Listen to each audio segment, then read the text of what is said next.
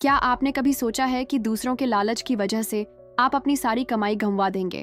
Channel को subscribe करें, like करें और इस अद्भुत कहानी को शेयर करें जो आपको अंत तक प्रभावित करेगी। भारत के हृदय स्थल वृंदावन के छोटे से गांव में, जहां की गलियां आज भी पवित्र मंत्रों से गूंजती हैं और धूप की सुगंध सुबह की हवा में महकती है, शांति देवी रहती थीं, एक 62 वर्षीय महिला जिनकी आंखों में जीवन के सबसे कठिन तूफानों का सामना करने वाले व्यक्ति का ज्ञान था।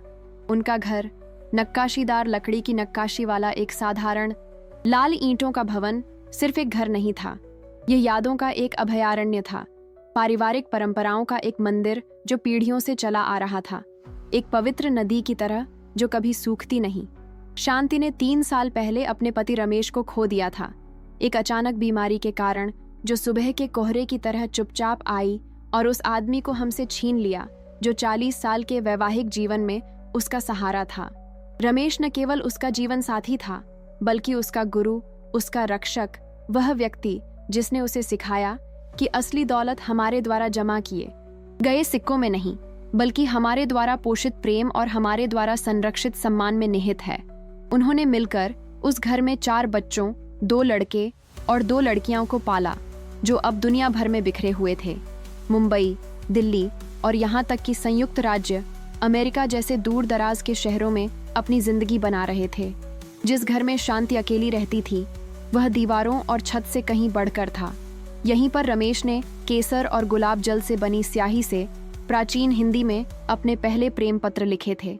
यहीं पर उसके बच्चों ने भीतरी आंगन में अपने पहले कदम रखे थे, जहां एक पुराना आम का पेड़ छाया और मिठास प्रदान करता था। यहीं पर दिवाली का त्योहार जीवंत हो उठता था।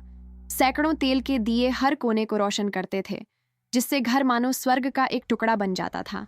यहीं पर रमेश ने कृष्ण के लिए एक छोटी सी वेदी बनाई थी, जहां शांति अपनी दैनिक प्रार्थनाएं करती रहती थी और उस भक्ति की ज्योति को प्रज्वलित रखती थी जिसने दशकों से उसके परिवार को एकजुट रखा था। लेकिन शांति की शांति हिंसक रूप से भंग होने वाली थी। अप्रैल की एक तपती दोपहर में तूफान आया, जब डाकिया एक अदालती समन लेकर आया जिसने उसकी दुनिया को हवा में उड़ते पत्ते की तरह हिला दिया। दिवंगत रमेश के 3 दूर के रिश्तेदार, जिन्हें वह मुश्किल से जानती थी और जिन्होंने परिवार में कभी कोई दिलचस्पी नहीं दिखाई थी, घर पर कब्जा करने के लिए कानूनी कार्रवाई कर रहे थे, यह दावा करते हुए कि वे ही असली वारिस हैं। कानूनी दस्तावेज पर मुकेश, सुरेश और दिनेश शर्मा के नाम थे, जो रमेश के दूसरे चचेरे भाई थे और आगरा में रहते थे और व्यापारी थे। शांति की शादी के इतने सालों में ये लोग परिवार में सिर्फ 2 बार ही आए थे।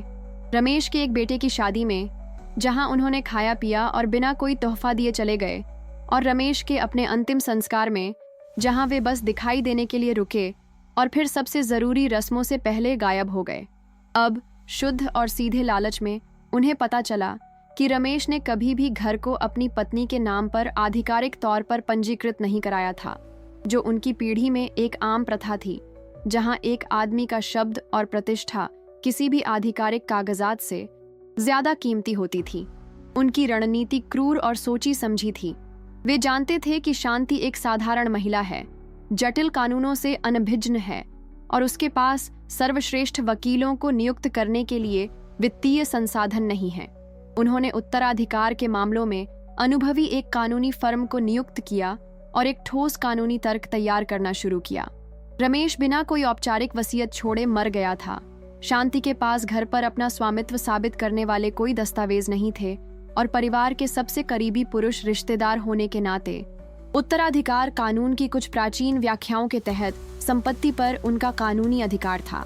जब शांति को पहला सम्मन मिला तो उसके हाथ हवा में यूकेलिप्टस के पत्तों की तरह कांप रहे थे। उसे यकीन नहीं हो रहा था कि उसके पति के ही परिवार के लोग इतने क्रूर हो सकते हैं। उसने एक स्थानीय वकील, एक युवा और नेकदिल आदमी से मदद मांगी, लेकिन उसने उसे तुरंत एक कड़वी सच्चाई बता दी। अपनी संपत्ति साबित करने वाले आधिकारिक दस्तावेजों के बिना अदालत में उसका केस जीतने की संभावना बहुत कम होगी। उसने दुहक के साथ बताया कि जब कोई आधिकारिक दस्तावेज नहीं होते तो न्याय व्यवस्था अक्सर महिलाओं के पारंपरिक अधिकारों को मान्यता नहीं देती। उसके बाद के हफ्ते शांति के जीवन के सबसे कठिन दौर थे, जब उसके पति की मृत्यु हो गई थी। वह मुश्किल से सो पाती थी, घंटों घर के कमरों में घूमती रहती थी, हर फर्नीचर, हर पेंटिंग, हर उस चीज को छूती थी जो उसके परिवार की कहानी कहती थी। अजनबी कैसे आकर सब कुछ ले जा सकते थे। वे दशकों पुरानी यादें, प्यार और पारिवारिक परंपराओं को कैसे मिटा सकते थे। वह घर सिर्फ उसका घर नहीं था, वह रमेश से उसे जोड़ने वाली आखिरी शारीरिक कड़ी थी। वह जगह जहां वह अब भी हर कोने में उसकी मौजूदगी महसूस कर सकती थी। लालची रिश्तेदार सिर्फ मुकदमा दायर करने से संतुष्ट नहीं थे। उन्होंने गांव में धमकाने वाले दौरे शुरू कर दिए, अफवाहें फैला दी कि शांति एक ऐसी औरत है जिसने रमेश के जीते जी उसका फायदा उठाया था और अब परिवार की जायज विरासत हड़पने की कोशिश कर रही है। उन्होंने घर की रखवाली के लिए लोगों को रख लिया, जिससे लगातार तनाव का माहौल बना रहा। उन्होंने पड़ोसियों को भी पैसे देने की पेशकश की जो शांति के खिलाफ गवाही देंगे, ताकि यह साबित किया जा सके कि वह कभी एक समर्पित पत्नी नहीं रही या उसने अपने फायदे के लिए रमेश को बरगलाया। इस सारी उथल पुथल के बीच शांति को वहीं सुकून मिला जहां उसे हमेशा मिलता था, भगवान कृष्ण को समर्पित एक छोटा सा गांव का मंदिर। वह हर सुबह भोर से पहले वहां जाती थी, जब सड़कें अभी भी शांत होती थीं और केवल पक्षियों का कलरव ही पवित्र शांति को भंग करता था। कृष्ण की स्वर्णिम प्रतिमा के सामने बैठकर वह प्रार्थना में अपने हृदय की सारी बातें प्रकट करती थी। विजय या प्रतिशोध की नहीं, बल्कि अन्याय का गरिमा के साथ सामना करने की शक्ति की प्रार्थना करती थी। ऐसी ही एक सुबह की प्रार्थना के दौरान उसकी मुलाकात पंडित गोपाल से हुई, जो रमेश के एक पुराने दोस्त थे और 30 साल से भी ज्यादा समय से मंदिर में पुजारी के तौर पर सेवा कर रहे थे। पंडित गोपाल रमेश को उनकी जवानी से जानते थे। उन्होंने शांति के साथ उसका विवाह संपन्न कराया था और परिवार के इतिहास से अच्छी तरह वाकिफ थे। जब शांति ने उन्हें अदालती मामले के बारे में बताया तो बुजुर्ग पुजारी ने उदास होकर सिर हिलाया, लेकिन साथ ही एक सोची हुई अभिव्यक्ति भी थी जिसे वह ठीक से समझ नहीं पाई। बेटा, उन्होंने बेटी के लिए स्नेह भरे शब्दों का इस्तेमाल करते हुए कहा। रमेश बहुत बुद्धिमान व्यक्ति थे। उन्हें पता था कि एक दिन तुम्हें सुरक्षा की जरूरत पड़ सकती है। क्या तुम्हें यकीन है कि उन्होंने कुछ भी नहीं छोड़ा? कोई दस्तावेज नहीं, कोई लिखित शब्द नहीं जो तुम्हारी मदद कर सके? शांति ने जवाब दिया कि उसने पूरा घर छान मारा, हर दराज में, हर पुराने संदूक में, लेकिन उसे निजी पत्रों और पारिवारिक तस्वीरों के अलावा कुछ नहीं मिला। पंडित गोपाल ने फिर एक ऐसा सवाल पूछा जिसने सब कुछ बदल दिया। उस स्मृति चिन्ह का क्या हुआ जो रमेश के पिता ने तुम्हें तुम्हारी शादी के दिन दिया था? उस छोटे से सुनहरे बक्से का क्या हुआ जो तुम हमेशा धार्मिक समारोहों में अपने गले में पहनती हो? शांति ने सहज ही अपनी छाती की ओर हाथ बढ़ाया, जहां उसकी साड़ी की तहों के नीचे एक छोटा सा गहना लटक रहा था, जिसे वह पिछले कुछ महीनों की निराशा में पूरी तरह भूल चुकी थी। यह समाधि पात्र एक अनोखी कलाकृति थी, जो प्राचीन सोने से बनी थी और पवित्र ज्यामितीय आकृतियों में जड़े छोटे छोटे कीमती पत्थरों से सजी थी। शांति के ससुर ने उसे उसकी शादी के दिन उपहार में दिया था, जिसके साथ संस्कृत में आशीर्वाद और यह निर्देश भी था कि उसे अपने परिवार के जीवन के महत्वपूर्ण क्षणों में इसे हमेशा धारण करना चाहिए। 40 वर्षों से शांति इस परंपरा का धार्मिक रूप से पालन करती रही थी। जन्म, विवाह, त्योहारों और पवित्र अनुष्ठानों के दौरान इस समाधि पात्र को धारण करती थी, लेकिन उसने इसे खोलने के बारे में कभी नहीं सोचा था। उसका मानना था कि इसका मूल्य विशुद्ध रूप से आध्यात्मिक है, जो उसके परिवार के लिए एक दिव्य सुरक्षा है। उस रात घर पर अकेली, आशा और भय के मिले जुले भाव से कांपते हाथों वाली शांति ने दशकों में पहली बार उस अवशेष पेटी की जांच की। उस छोटे से रत्न में अलंकृत डिजाइनों के बीच एक खोलने की व्यवस्था छिपी हुई थी, जिसे खोलना मुश्किल से ही पता चल पाता था। आखिरकार जब वह उसे खोलने में कामयाब हुई तो उसे अंदर एक गुप्त डिब्बा मिला और उसके अंदर सावधानी से मोड़कर और संभाल कर रखा हुआ रमेश की बेजोड़ लिखावट में पारंपरिक हिंदी में लिखा एक दस्तावेज था। यह दस्तावेज एक पूर्ण वसीयतनामा था, जिसकी तारीख 1981 थी, उनकी शादी के ठीक 1 साल बाद। इसमें रमेश ने उस समय की सभी कानूनी औपचारिकताओं के साथ घोषणा की कि उन्होंने अपनी संपत्ति पूरी तरह से अपनी प्रिय पत्नी शांति देवी, जो हमारे परिवार के सम्मान की संरक्षक और हमारे घर को रोशन करने वाली ज्योति है, के नाम कर दी है। वसीयतनामा में 2 गवाह थे, स्वयं पंडित गोपाल और रमेश के पिता। दोनों के नोटरीकृत हस्ताक्षर थे। इससे भी ज्यादा प्रभावशाली बात यह थी कि इस दस्तावेज पर स्थानीय सरकार की आधिकारिक मुहर लगी थी, जिससे यह कानून के तहत पूरी तरह से वैध हो गया। वसीयत के साथ रमेश का शांति को लिखा एक निजी पत्र भी था, जो लगभग उसी समय लिखा गया था। पत्र में लिखा था, मेरी प्यारी शांति, अगर तुम यह पढ़ रही हो तो इसका मतलब है कि मैं ईश्वर के पास चला गया हूँ और तुम्हें हमारे घर से जुड़ी कुछ मुश्किलों का सामना करना पड़ रहा है। मैं तुम्हें बताना चाहता हूँ कि हमारी शादी के पहले दिन से ही मैं जानता था कि तुम न सिर्फ मेरी पत्नी हो बल्कि हमारे परिवार की सच्ची रानी भी हो। यह घर तुम्हारे हक से, प्यार से और कानून से तुम्हारा है। अगर कोई तुमसे वो छीनने की कोशिश करे जिस पर तुम्हारा हक है तो इस दस्तावेज का इस्तेमाल करो। हमेशा याद रखो कि सच्चाई सूरज की तरह होती है। हो सकता है कि कुछ देर के लिए बादलों से ढक जाए, लेकिन वो हमेशा फिर से चमकता है। शांति पूरी रात वसीयत और पत्र को बार बार पढ़ती रही, भावुकता और राहत से रोती रही। रमेश ने सब कुछ सोच लिया था। अपने समय के एक पुरुष होने के बावजूद, जो ऐसे समाज में पला बढ़ा था जहां महिलाओं को अक्सर स्पष्ट कानूनी अधिकार नहीं मिलते थे, उसने अपनी पत्नी की सुरक्षा के लिए हर संभव सावधानी बरती थी। इससे भी बढ़कर उसने उस पर पूरा भरोसा किया था, यह जानते हुए कि वह उस अवशेष पेटी की उसी पवित्रता के साथ रक्षा करेगी जो उसके परिवार ने हमेशा परंपराओं और पवित्र वस्तुओं के प्रति विकसित की है। अगले दिन शांति ने अपने वकील को बुलाया और उसे वह दस्तावेज दिखाया। युवक को अपनी आंखों पर यकीन नहीं हुआ। वसीयत एकदम सही थी, सभी जरूरी कानूनी औपचारिकताएं पूरी थीं और गवाहों के हस्ताक्षर आसानी से सत्यापित किए जा सकते थे। पंडित गोपाल अभी भी जीवित थे और इसकी प्रामाणिकता की पुष्टि कर सकते थे, और स्थानीय रजिस्ट्री कार्यालय के आधिकारिक रिकॉर्ड में नोटरीकृत दस्तावेजों की प्रतियां मौजूद होंगी। वकील ने तुरंत नए सबूत पेश करने के लिए अदालत में तत्काल सुनवाई का अनुरोध किया। लालची रिश्तेदारों और उनके वकीलों ने नए सबूतों की खबर का अविश्वास और गुस्से से स्वागत किया। उन्होंने तर्क दिया कि दस्तावेज जाली है, कि शांति ने संपत्ति हड़पने की हताशा में पूरी बात गढ़ी है। उन्होंने हस्ताक्षरों को नकली साबित करने के लिए हस्तलेखन विशेषज्ञों को नियुक्त किया, लेकिन सभी परीक्षणों ने वसीयत की प्रामाणिकता की पुष्टि की। स्थिति पूरी तरह से पलट गई थी और अब वे कानूनी लड़ाई में हारने वाले पक्ष में थे। आखिरी सुनवाई का दिन मानसून की एक सुबह आया। मूसलाधार बारिश ने मानो गांव की गलियों को साफ कर दिया हो, न्याय के एक पल के लिए माहौल को शुद्ध कर दिया हो। अदालत कक्ष खचाखच भरा हुआ था। मामले की खबर पूरे इलाके में फैल चुकी थी और बहुत से लोग लालच के खिलाफ सच्चाई की सुनवाई नामक इस मुकदमे को देखने आए थे। शांति के पड़ोसी, धार्मिक समुदाय के सदस्य, वे महिलाएं जो इस मुकदमे को महिला अधिकारों के संघर्ष का प्रतीक मानती थीं, और यहाँ तक कि बड़े शहरों के पत्रकार भी इस कहानी में रुचि लेने लगे थे। शांति अपनी सबसे अच्छी सफेद साड़ी पहनकर दरबार में पहुंची, जो सम्मानित विधवाओं का पारंपरिक रंग है, लेकिन इस पवित्र अवसर के सम्मान में उस पर सुनहरे रंग का किनारा भी लगाया गया था। उसके गले में जो साफ दिखाई दे रहा था वह अवशेष था जिसने इतने सालों तक इस रहस्य की रक्षा की थी। वह एक रानी की गरिमा के साथ चल रही थी, घबराहट या डर का कोई लक्षण नहीं दिखा रही थी। बस एक ऐसे व्यक्ति की शांति थी जो सच्चाई जानता हो। लालची रिश्तेदारों के वकीलों ने शांति को बदनाम करने की आखिरी और बेताब कोशिश की। उन्होंने तर्क दिया कि वह कानूनी मामलों को समझने के लिए बहुत भोली भाली महिला है, उसे शायद बहकाकर फर्जी दस्तावेज बनवाए गए हैं और उसका दावा इतना बेतुका है कि उसे गंभीरता से नहीं लिया जा सकता।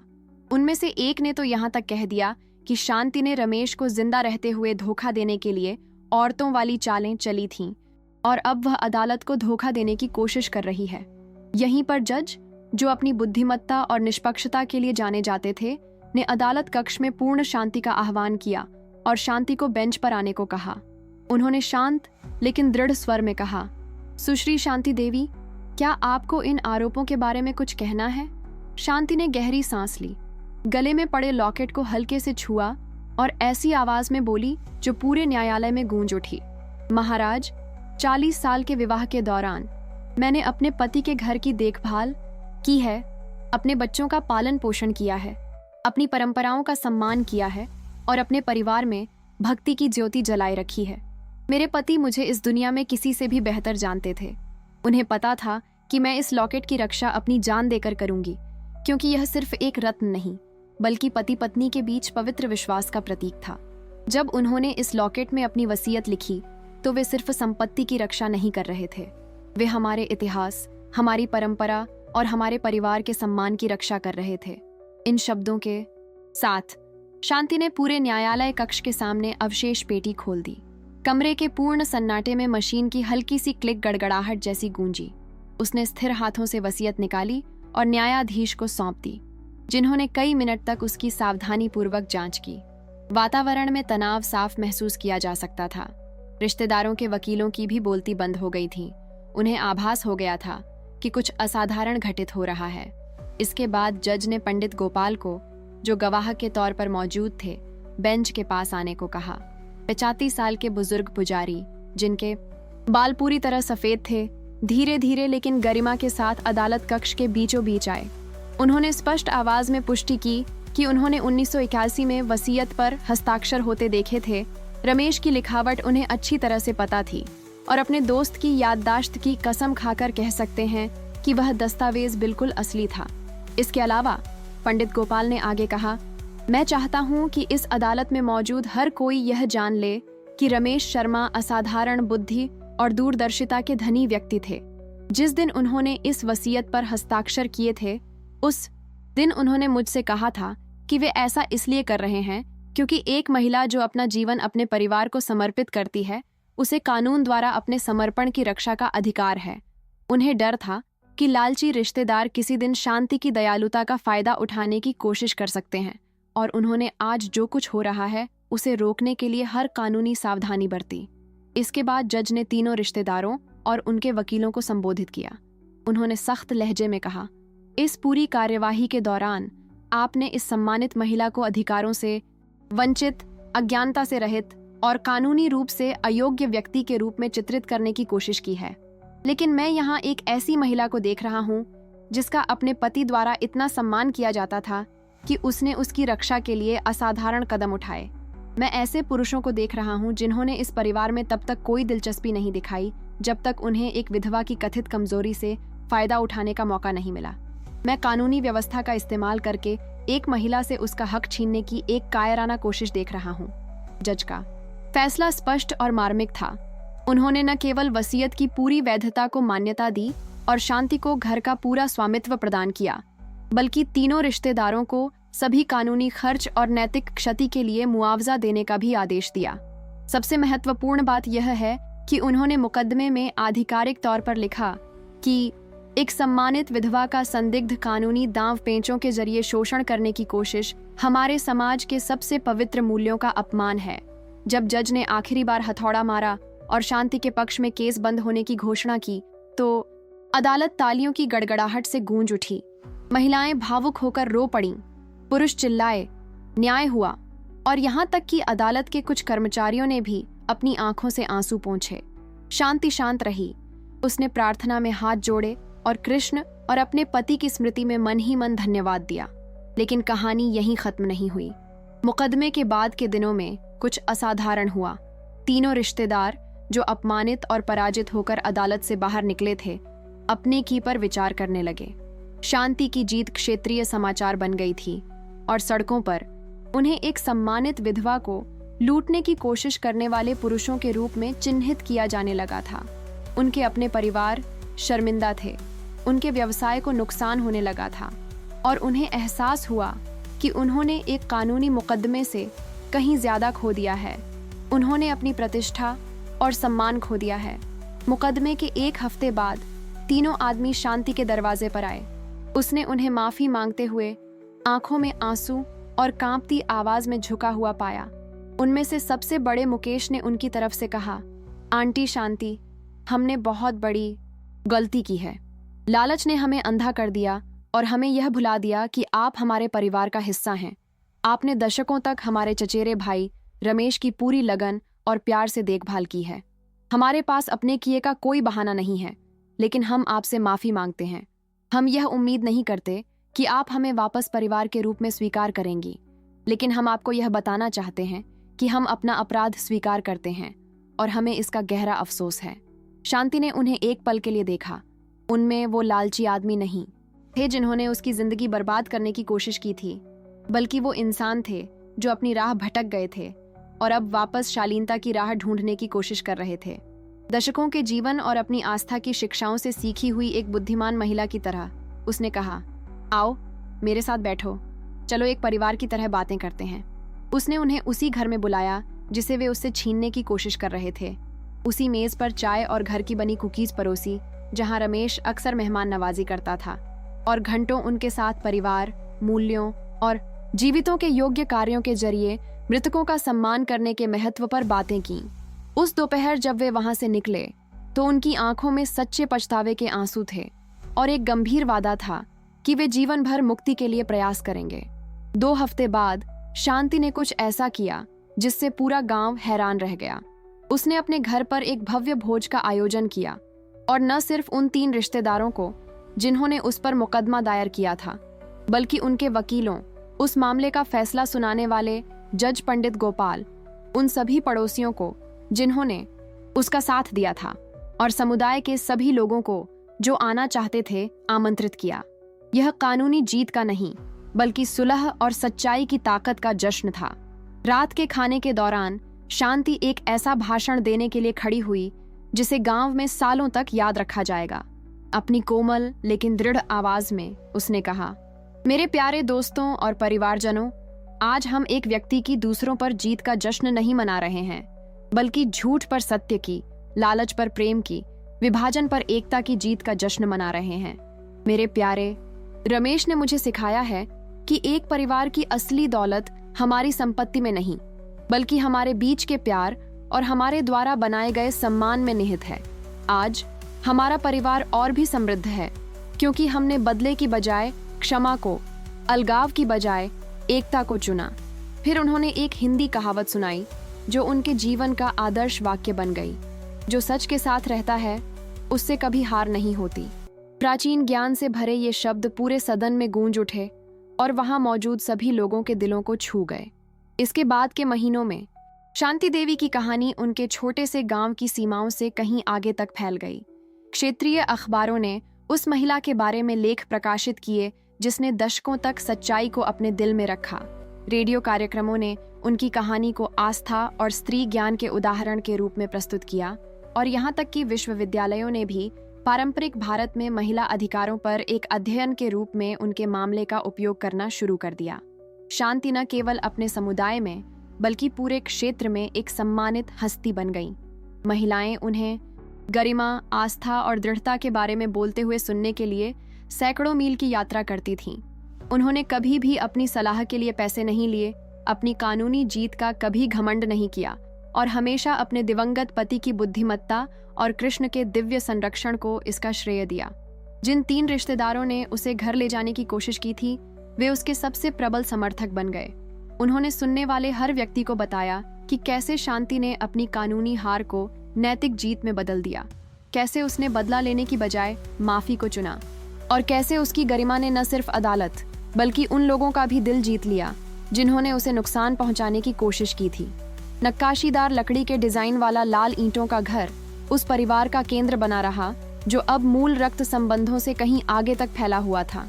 शांति ने संपत्ति के एक हिस्से को एक छोटे से सामुदायिक केंद्र में बदल दिया, जहां स्थानीय महिलाएं अपने कानूनी अधिकारों के बारे में जान सकती थीं, जहां बच्चों को हिंदू नैतिकता और परंपराओं की शिक्षा दी जाती थी, और जहां कोई भी जरूरतमंद व्यक्ति भोजन और सांत्वना के शब्द पा सकता था।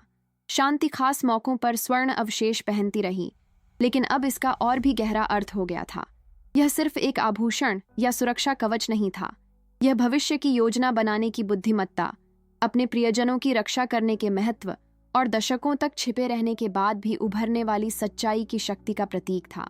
पंडित गोपाल अपनी वृद्धावस्था के बावजूद कई वर्षों तक मंदिर में सेवा करते रहे और अपने प्रवचनों का समापन हमेशा शांति देवी की कहानी से करते थे, जो इस बात का उदाहरण थी कि कैसे विश्वास और धैर्य किसी भी अन्याय पर विजय प्राप्त कर सकते हैं।